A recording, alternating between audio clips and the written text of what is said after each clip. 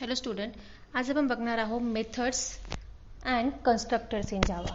Basically methods related जे काही programs आपल्याला लागणार होते आणि जी कन्सेप्ट लागणार होती ते प्रोग्राम्स तुमचे घेतलेले आहेत. ते आता आपण फक्त ते रिवाइज करणार आहोत. मेथड्स म्हणजे काय आणि कन्स्ट्रक्टर म्हणजे काय. So what is methods in Java. Basically method concept काय आहे. जावा असो, सी असो या C++ असो, मेथड ही कन्सेप्ट एकच असते. Method is a block of a code or collection of a statement or a set of a code group together perform a certain task or operation. Method is nothing but एकच गोष्ट आपण repeatedly करत असणार आहे. तर एक task और एक गोष्ट एका ग्रुपमध्ये कन्सिडर केली जाते. फॉर एक्झाम्पल आपण मी लास्टला काही व्हिडिओज तुम्हाला दाखवलेले होते. त्याच्यामध्ये बघा आपण ॲडिशनचा कोड किंवा इव्हन ऑड नंबरचा कोड हे आपण नॉर्मल मेनमध्ये घेतला होता, फंक्शनमध्ये घेतला होता. बेसिकली फंक्शनमध्ये काय करतो, आपलं जे काही लॉजिक आहे ते एका ब्लॉकमध्ये टाकतो. म्हणजे फॉर एक्झाम्पल माझं ॲडिशनचं लॉजिक बघा मी एका ब्लॉकमध्ये टाकलेलं आहे. मला सबस्ट्रॅक्शन करायचं, इन्स्टेड ऑफ मेन मी सबस्ट्रॅक्शनचा एक वेगळा ब्लॉक बनवला आहे. सो सर्व कोड मेनमध्ये लिहिण्यापेक्षा तुमचं जे लॉजिक आहे, जर मला इव्हन ऑड नंबर चेक करायचं असेल तर त्याचं मी एक वेगळं फंक्शन म्हणजे एक फंक्शन बनवणार, म्हणजे एक ब्लॉक बनवणार ज्याच्या आत माझं फंक्शन असेल जो इव्हन आणि ऑडचा मला जो इव्हन आणि ऑड नंबर चेक करत असणार आहे. सो इन शॉर्ट जे काही लॉजिक आहे ते एका स्पेसिफिक ब्लॉकमध्ये टाकणार, नथिंग बट द फंक्शन. मग याचा यूज काय आहे. एकदा का फंक्शन क्रिएट झालं तुम्हाला नंबर ऑफ टाइम्स खाली ऑब्जेक्ट क्रिएट करता येतात. राईट.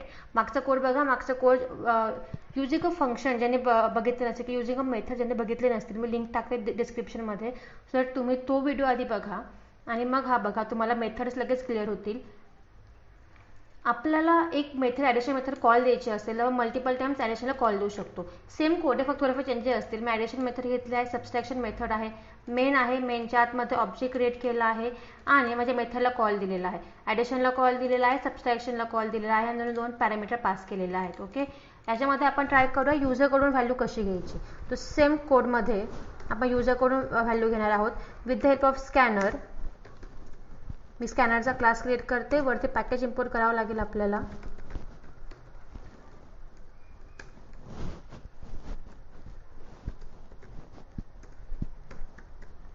That's it. एक स्कॅनर आपण क्रिएट करून घेतले, एक ऑब्जेक्ट क्रिएट केला स्कॅनरचा इनपुट घेण्यासाठी. वरती पॅकेज इम्पोर्ट करूया. Import Java dot util dot star म्हणजे मला सर्व व्हॅल्यू हव्या असतील तर दॅट्स इट. स्कॅनरचं पॅकेज इम्पोर्ट करून घेतलेलं आहे आणि मी 2 नंबर युजर करून ॲक्सेप्ट करते. सो आधी लिहून घेते system dot out dot println enter 2 numbers, enter 2 numbers आणि युजरकडून 2 नंबर्स मी ॲक्सेप्ट करून घेते. पहिला असणार आहे माझा इंट num1, याच्यामध्ये मी sc dot next int. Similarly second number that is num2 मी इथे यूज कॉल करते sc dot next int. That's it. 2 number घेतले, ऑब्जेक्ट क्रिएट करून घेतला. इन्स्टेड ऑफ अ व्हॅल्यू मला जे का मी युजर करून नंबर्स घेते मला ते नंबर पास करायचे. So num1 num2. एक काम करूया आपण, हे ॲज इट इज ठेवूया. जे युजरकडून आलेले आहेत ते मी पुन्हा पास करते. सो आपण मल्टिपल टाइम्स फंक्शनला कॉल देऊ शकतो जर आपल्याकडे एकदा तुमचं फंक्शन रेडी असेल. सो इट्स बेटर तुम्हाला प्रत्येक वेळेस तुमचा सर्व कोड तुमच्या मेनमध्ये चेंज करावा लागत नाही. सो कोड रियुजेबिलिटी आणि कोडला कॉलिंग द्यायचं काम फक्त आपलं राहतं. That's it. मी ॲडिशनला पुन्हा कॉल दिलेला आहे आणि सेम मी सबस्ट्रॅक्शनला पुन्हा कॉल देते. md dot subtract num1 num2. That's it. Okay. That means मी इथे नॉर्मल व्हॅल्यू पास केलेलं आहे किंवा युजरकडून नंबर्स घेतले, कॉपी केले आहे व्हेरिएबलमध्ये आणि ते पास केलेलं आहे. वरती 2 माझे नॉर्मल ॲडिशन मेथड आहेत. int1 int2 पॅरामीटर्स आहेत, त्यांचे ॲडिशन प्रिंट केलेले आहेत आणि रिटर्न 0 केलेले आहेत. ओके. हे झालं माझं नॉर्मली कोड. सेम मी सबस्ट्रॅक्शन घेतलेलं आहे, 2 पॅरामीटर दिलेलं आहे, त्यांचं सबस्ट्रॅक्शन केले आणि प्रिंट केलेलं आहे, रिटर्न 0 केलेलं आहे. काही आपण रिटर्न करत नाही आहे. याला आपण एक्झिक्यूट करून बघूया.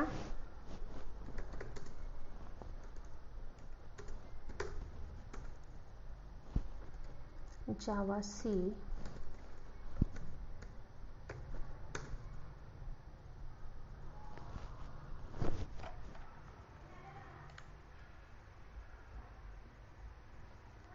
ओके, स्पेस आला इथे, सेव. अगर एक्झिक्यूट करूया, first compile,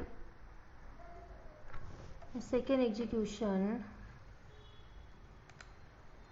okay, formal argument आहे. ओके, सी मला एरर कशा कळतो, मी आधी पण तुम्हाला सांगितलं होतं. आता मला मी यूज टू आहे दॅट सीट, पण तुम्हाला बघायचं असेल तुमच्या फाईलचं नाव, लाईन नंबर्स, आणि तुम्हाला इथे एरर कळते. मी जे आता वापरते, ज्यात मी कोड केला आहे ते नोटपॅड प्लस प्लस आहे, बिकॉज तुम्हाला लाईन नंबर आणि अलाइनमेंट बघायला मिळतात. सेव्ह करूया आणि again compile it. See compile झालेला, एक्झिक्यूट करूया याला. डॉट जावा काढून टाकतो आपण आणि जावा. ओके, एंटर 2 नंबर्स 50 आणि 30 मी एंटर करते. ओके,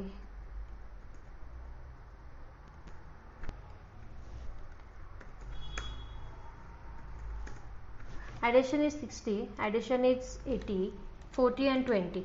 सी आता यात जर तुम्हाला प्रिंट करायचे असते कुठल्या कुठल्या नंबरची ॲडिशन केली, मला कोणीतरी विचारलं होतं. सो एक तर तुम्ही ऑब्जेक्टला कॉल द्यायच्या आधी, याच्या आधी सिस्टीमला आउटडॉट टाका, किंवा तुम्ही इथे तुम्हाला हवं असं तुम्ही इथे तुम्हाला हवं तुम्ही लिहू शकतात. System dot out dot print एलर आलेले नंबर्स तुम्हाला हवा असेल. ॲडिशन ऑफ प्लस 2 मी व्हेरिएबल लिहिते, num1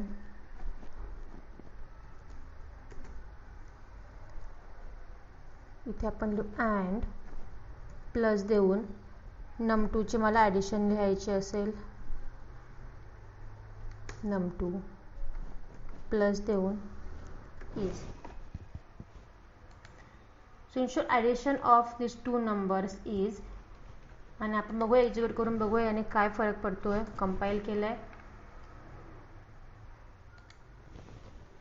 num1 plus num2 there will be अ.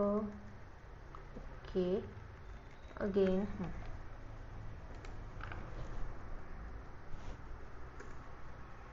तर बेसिकली एकच एरर होत तुम्हाला चार दिसत होत्या.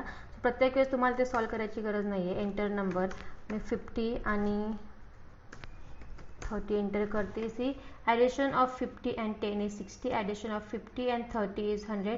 सो एक तर तुम्ही प्रत्येक वेळेस तुम्हाला हवं तुम्ही तिथे कुठे स्टेटमेंट ॲड करू शकतात, राईट.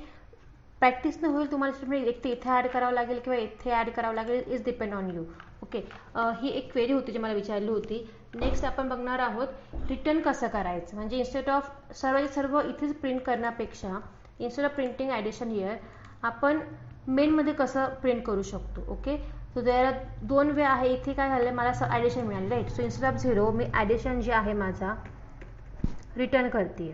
ओके, पण जेव्हा मी ॲडिशन रिटर्न करायला जाते तर एक एरर येऊ शकते. का, ॲडिशन व्हेरिएबल माझा या मेथडसाठी आहे, राईट. ज्यामुळे त्याला इथे मला हवा असेल तर तो मिळणार नाही. म्हणजे कसा, मला इथे जी काय ॲडिशन येणार आहे ती प्रिंट करून हवी. तो माझ्याकडे एक ऑप्शन आहे, मी इथेच direct system dot out dot print LN आणि हे जे ऑब्जेक्ट क्रिएशन आहे माझं, मी याला या राऊंड ब्रॅकेटच्या आतनं टाकणार.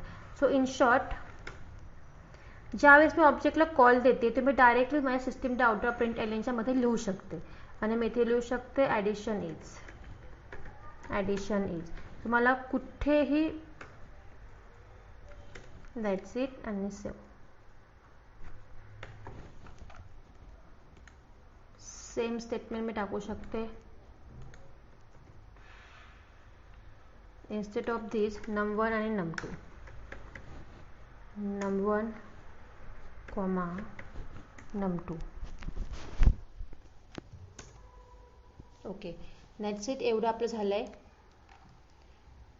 रिमूव्ह करते. सबस्ट्रॅक्शनला तुम्ही रिटर्न करू शकता की तिथेच प्रिंट करू शकता. आपण इथे पण सबस्ट्रॅक्शन पण रिटर्न करूया. सब मी रिटर्न करते. तुम्हाला मी दाखवते एरर येणार आहे की नाही. ओके, आणि याला आपण काय करूया, सबस्ट्रॅक्शनला मी एका व्हेरिएबलमध्ये कॉपी करून घेते. सो इथे मी थर्ड व्हेरिएबल घेते इंट रिझल्ट नावाचा. त्याच्या आतमध्ये जे माझं ऑब्जेक्ट क्रिएशन होतं सबस्ट्रॅक्शन मी कॉपी करून घेतलेलं आहे आणि पुन्हा रिझल्टमध्ये प्रत्येक वेळेस रिझल्टला पुन्हा डिक्लेअर करायची गरज नाही आहे. मी एकदा डिक्लेअर केलं आहे, नेक्स्ट टाइम फक्त मी यूज करू शकते. And that's it. मी रिझल्ट इथे प्रिंट करते आहे. सो इन्स्टेड ऑफ इथे प्रिंट करण्यापेक्षा मी इथे रिझल्ट प्रिंट करते. सो मी काय केलं आहे, डायरेक्टली जे माझं ऑब्जेक्ट मेथडला कॉलिंग होतं, मेथड कॉलिंग मी डायरेक्टली ॲडिशनमध्ये कॉपी केलं आहे, किंवा मी मेथड कॉलिंग एका व्हेरिएबलमध्ये कॉपी केलं आणि व्हेरिएबल प्रिंट केलेला आहे. ओके, आता इथे बघा मला 2 वेळेस प्रिंट करावं लागणार रिझल्ट. मी एकदाच प्रिंट केलेला आहे, तो सेकंड टाईमसाठी आपण प्रिंट करून घेऊया. कॉपी, याच्यानंतरही मला रिझल्ट हवा आहे. So control V. That's it. आणि तुम्हाला हवं असेल हे स्टेटमेंट मी ॲज इट इज ठेवते, बिकॉज मला व्हेरिएबल मला प्रिंट करून हवे, सबस्ट्रॅक्शन असो किंवा माझं ॲडिशन असो.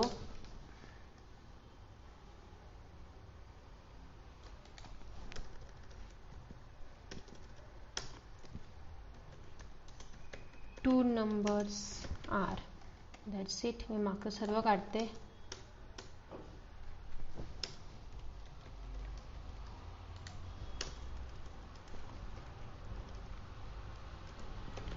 टू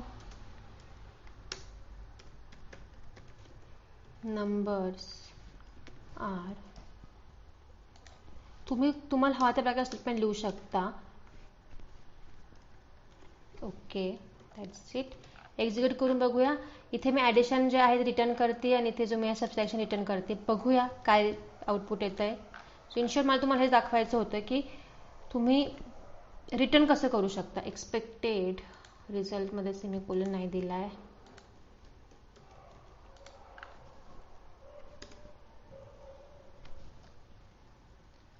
ओके, सिस्टीम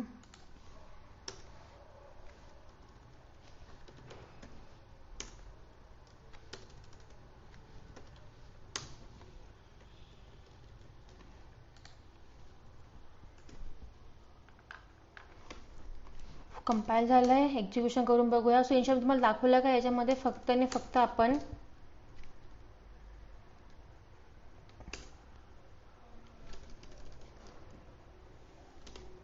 मेथडमधून रिटर्न कसं करायचं तुम्हाला मी ते दाखवलं आहे. आणि 40.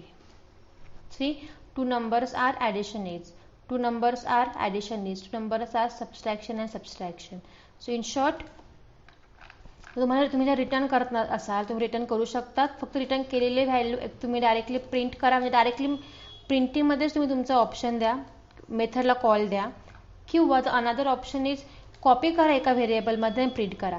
आता ऑलरेडी मला सजेशन असेल तर तुम्ही कॉपी नाही केलं, तुम्ही रिझल्ट इथे इन्स्टेड ऑफ रिझल्ट जे तुम्ही रिटर्न करत आहात सब, हेच जर मी इथे प्रिंट केलं बाहेर येऊन तर तो वर्क नाही होणार. इथे एरर देईल आणि एरर असणार आहे कारण की कॅनॉट फाइंड द सिम्बॉल. हा जो सब सिम्बॉल आहे तुम्ही डिक्लेअर केला आहे ह्या मेथडसाठी. तुम्ही जर वरती जरी इथे डिक्लेअर केला त्याला क्लाससाठी, क्लास व्हेरिएबल म्हणून, तरी पण तो वर्क होणार नाही. कारण की तुमची जी मेन मेथड आहे ज्यात तुम्ही तुमचं मेथड कॉल दिलेला आहे किंवा स्टेटमेंट दिलेला आहे हे स्टॅटिक आहे आणि तुम्ही जे बाहेर लिहिलं ते नॉन स्टॅटिक असणार. सो नॉन स्टॅटिक व्हेरिएबलची तो एरर देईल. सो इट्स बेटर तुम्हाला तो कॉपी करून घ्यावं लागेल आणि कॉपी केला व्हेरिएबल इथे प्रिंट करावं लागेल. ठीक आहे. मग आपण मूव्ह करतोय कन्स्ट्रक्टरकडे. मेथडचं डिक्लेरेशन बघून घेऊया. मेथड तुम्ही माहिती आहे, पहिले आपण ॲक्सेस स्पेसिफाईड इट्स ऑप्शनल. तुम्हाला हवा असं तुम्ही देऊ शकतात, नाही देऊ शकत.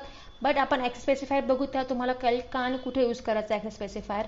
So 4 type of access specifier आहे ज्यामध्ये पब्लिक, प्रायव्हेट, प्रोटेक्टेड आणि डिफॉल्ट. इंट रिटर्न टाईप असतो, मेथडचं नेम आणि पॅरामीटर, राईट. सो याला म्हणतात मेथड सिग्नेचर. ओके. आणि आफ्टर दॅट कर्ली ब्रॅकेटच्या आता आपण मेथडची बॉडी लिहितो. नेक्स्ट बघतो आपण कन्स्ट्रक्टर म्हणजे काय. So constructor in Java, a constructor is a block of a code similar to a method. एक महत्त्वाची गोष्ट आहे, क्लासचं नेम आणि तुमच्या मेथडचं नेम जर सेम असेल त्याला कन्स्ट्रक्टर म्हणतात. फक्त त्याला रिटर्न टाईप येत नाही.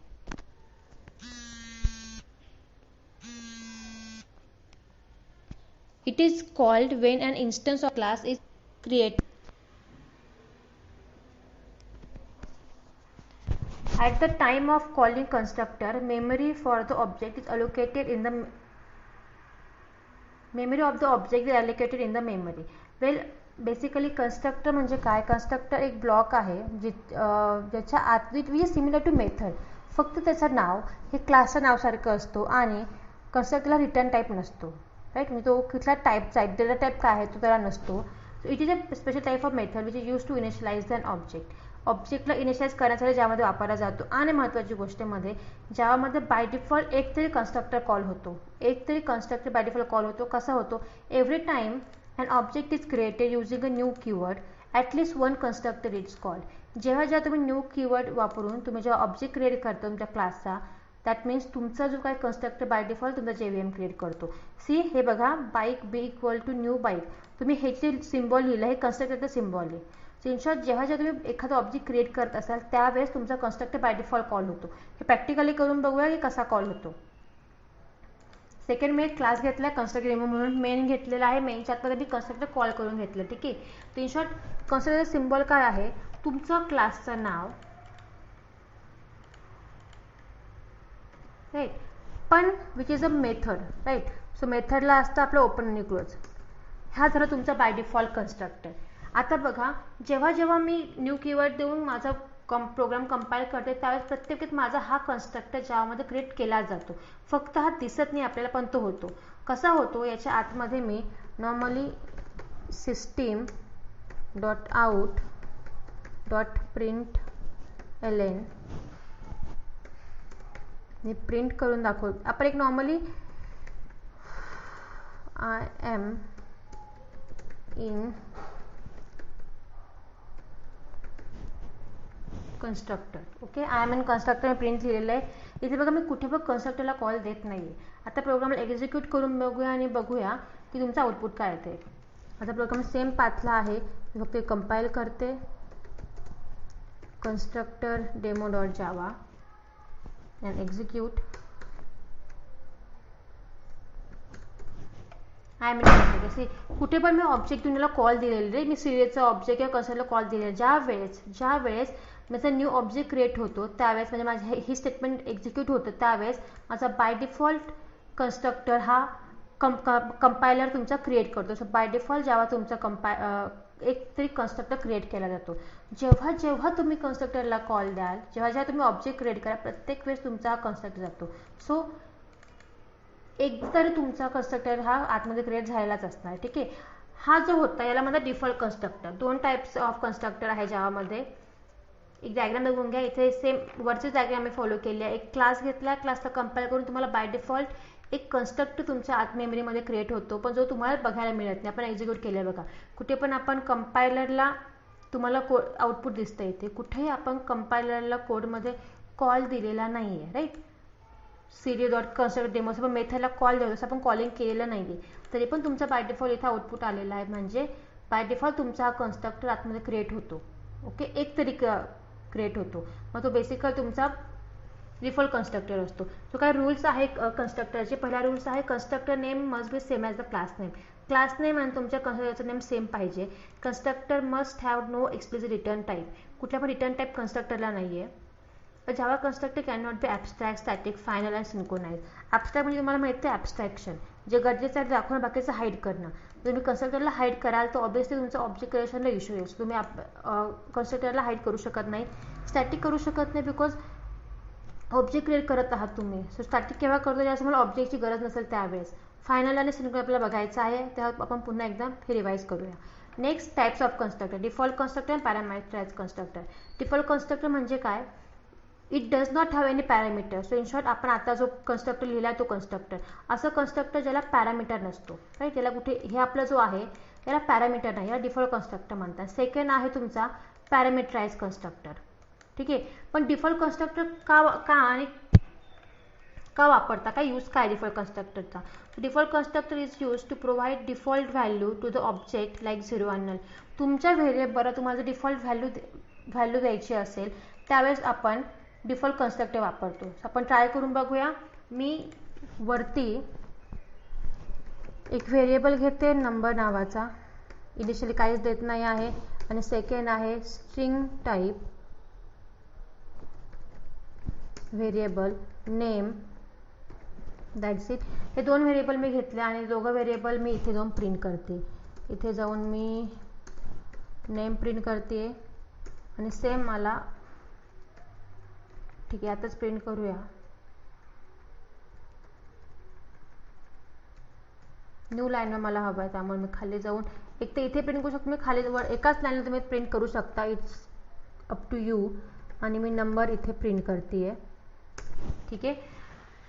ऑब्वियसली मला इथे नंबर्स पॅरामीटर द्यावे लागणार आहे, तो मी हे जे पॅरामीटर आहे ते इथे देऊ शकते किंवा एक काम करूया, इन्स्टेड ऑफ दॅट मी इथे सेम पुन्हा एकदा डिक्लेअर करते. सो तुम्हाला वरचं मी रिमूव्ह करते.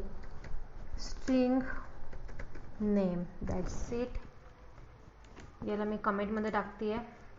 मी एक कन्स्ट्रक्टर घेतली, त्याला पॅरामीटर दिले, दोघं पॅरामीटर आतमध्ये प्रिंट केलेलं आहे. ओके. पॅरामीटराइज कन्स्ट्रक्टर मला ऑब्वियसली तुमच्या इथे तुम्ही ऑब्जेक्ट क्रिएट केला, ह्या कन्स्ट्रक्टर तुम्हाला व्हॅल्यू पास करावं लागणार आहे. सो इथे मी व्हॅल्यू पास करते. आधी मी दिलेला आहे नंबर, सो मला नंबर द्यावा लागेल आणि नंतर दिलेला आहे मी नेम, सो नंतर मी नेम देते. सो डबल कोटामध्ये this is the name, that's it. Execute करून बघूया.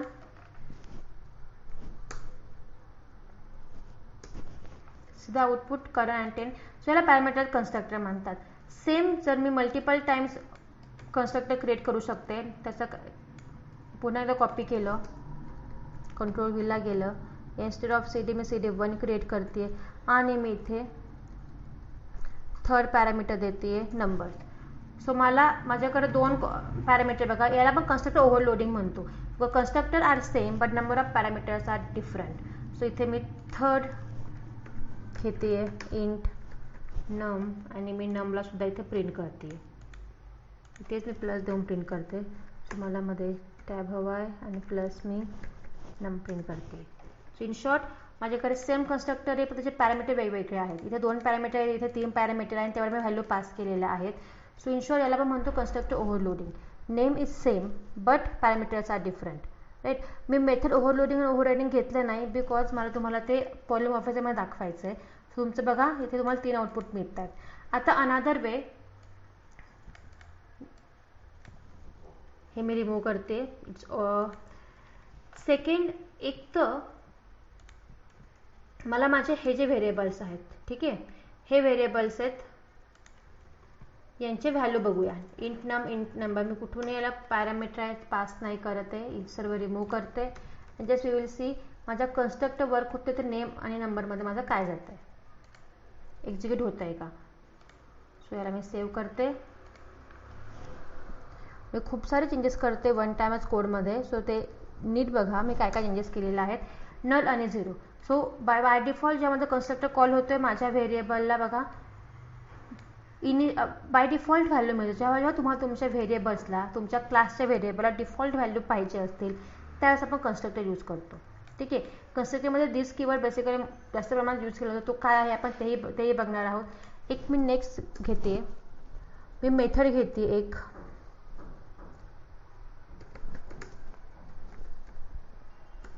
प्रिंट नावाची एक मेथड घेतली. मेथडच्या आतमध्ये जे वरचे व्हेरिएबल्स आहेत ते मला इथे प्रिंट करायचे. ओके. सो मी याला कॉपी करते आणि आय गो आणि आय पेस्ट हिअर. ठीक आहे. सो आणि फक्त मला खाली जो काही ऑब्जेक्ट क्रिएट केलेला आहे मी CD डॉट मेथडला कॉल द्यावा लागणार आहे. प्रिंट मेथडला मी कॉल देते. बाय डिफॉल्ट व्हॅल्यू मला पाहिजे. सो नॉर्मली एक मी मेथड घेतलेली आहे जी तुमचे काही व्हेरिएबल्स आहे त्याची व्हॅल्यू मला बाय डिफॉल्ट देणार आहे. ठीक आहे. एक्झिक्यूट करून बघूया. दोघांना तुम्हाला नल व्हॅल्यू दिली. सो ॲट द एंड तुम्हाला तुमचे डिफॉल्ट व्हॅल्यू बघायला मिळतात. बट ज्यावेळेस तुम्हाला तुमच्या कन्स्ट्रक्टर थ्रू व्हॅल्यू इनिशियलाइज करायच्या असतील, दॅट मीन्स 10 आणि 20. आता मी 10 आणि 20 इथे पास करते. सॉरी, 10 आणि नेम मला इथे पास करावं लागणार आहे. सो मी एक नेम पास करते आणि इथे तुमचे पॅरामीटर मी काय करते, कॉपी करते. सो इथे मी एक नम नावाचा एक व्हेरिएबल घेतला आहे. सेकंड स्ट्रिंग n नावाचा मी एक व्हेरिएबल घेतलेला आहे आणि आता मला कन्स्ट्रक्टरमध्ये व्हेरिएबल कॉपी करून घ्यावे लागणार आहे. सो इन शॉर्ट मी याच व्हेरिएबलमध्ये म्हणजे नंबरमध्ये नम कॉपी करते, नेम मध्ये एन कॉपी करते आणि इथे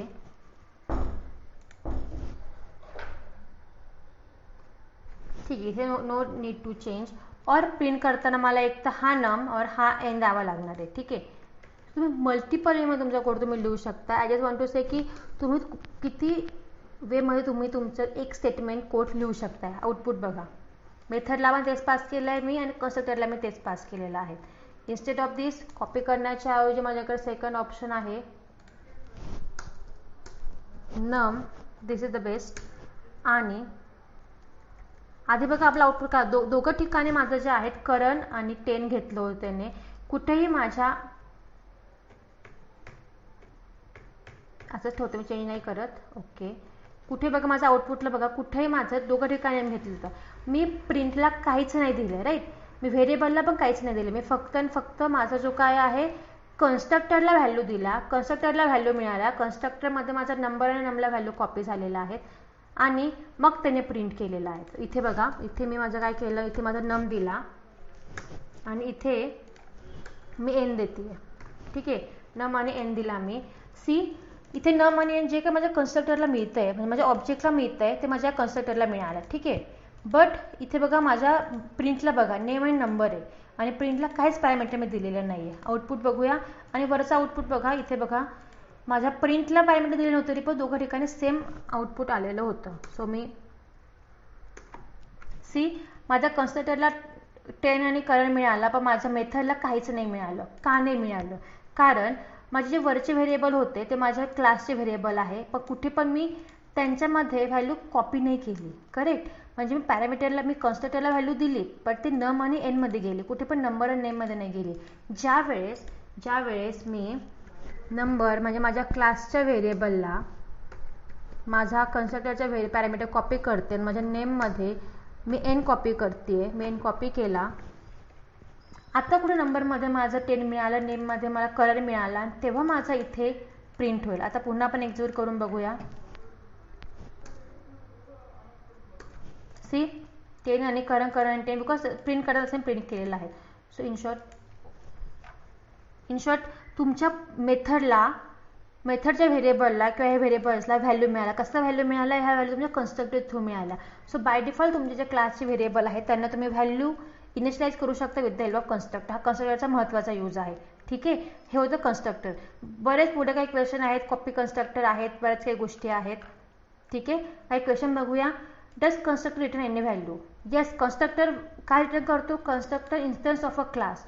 So yes, it cannot return any value, but it return a class instance. So yes, it is the current class instance. So return काय करतो? तो क्लासचा इन्स्टन्स रिटर्न करतो, पण एखादी व्हॅल्यू रिटर्न नाही करत. ज्याला एखादा टाईप असेल, इंटिजर स्ट्रिंग तो रिटर्न नाही करत, पण तो क्लासचा इन्स्टन्स रिटर्न नक्की करतो. Class constructor perform other task instance of initialization.